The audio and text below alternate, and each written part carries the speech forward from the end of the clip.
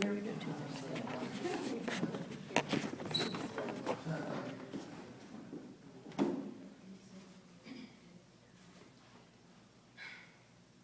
I think that it was easy to do this, that I somehow enjoyed spending 2 years of my life constantly looking over my shoulder, wondering when they were going to realize that I had betrayed them all. It wasn't. Someone had to do something. Someone had to stand up and do what needed to be done. Please, don't think for 1 minute that my reasons were all that noble.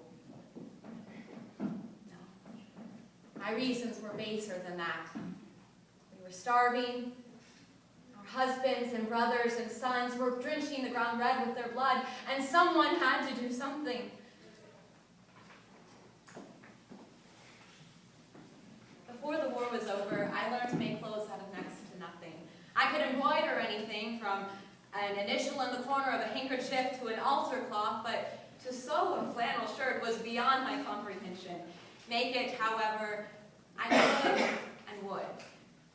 So you can imagine my surprise when I happened upon the $100,000 in Confederate funds. I didn't say to myself I was going to use the money for this or for that. Instead, I thought of all the other women out there who were using everything from flags to make clothes. Someone had to take care of all of us that were left behind. The paper says, all devices, signs, and flags of the Confederacy shall be suppressed. So says Mr. Butler. Good.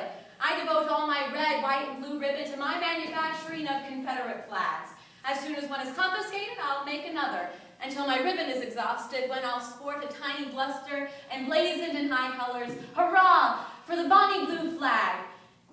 And then, henceforth, I'll wear one pinned to my chest. Not a duster, but a little flag. The man who says take it off will have to pull it off for himself.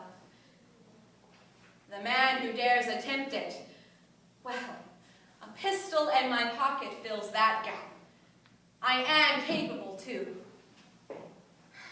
This is a dreadful war, to make even the hearts of women so bitter. I hardly know myself these last few weeks. I, who have such a horror of bloodshed, consider even killing and self-defense murder, who wishes nothing but the slightest evil, whose only prayer for them is to go back to their own country. I talk of killing them. For what else do I wear a pistol and a carving knife? I'm afraid I'll try it on the first man who says an insolent word to me. Yes, and repent it ever after in sackcloth and ashes. Oh, if only I were a man, then I could don the breeches and slay them with a will. If only a few Southern women were in ranks, they would set the men an example they would not blush to follow.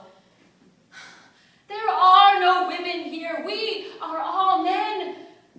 I am a Southern woman born with revolutionary blood in my veins. My first crude ideas of state and federal matters received consistency and shape from the best and wisest man of this century, John C. Calhoun. These ideas grew and matured through reading and observation. Freedom of speech and of thought were my birthrights, guaranteed by the Charter of Liberty, the Constitution of the United States, and signed and sealed by the blood of my fathers. So it should be no surprise to you that I did what had to be done. On more than one occasion, I was solely responsible for saving the life of our beloved President Jeff Davis. After all, who would suspect a woman of decency, breeding, and intellect of what the Yankees called high treason? But like all things, the war eventually ended, and I, like so many, had to find my way in this world. So I did what I'd done for all those years.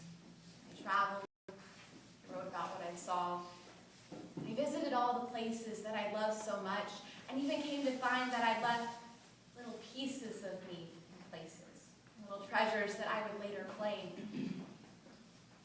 But even with all that, nothing ever excite me or affect me as much as those years during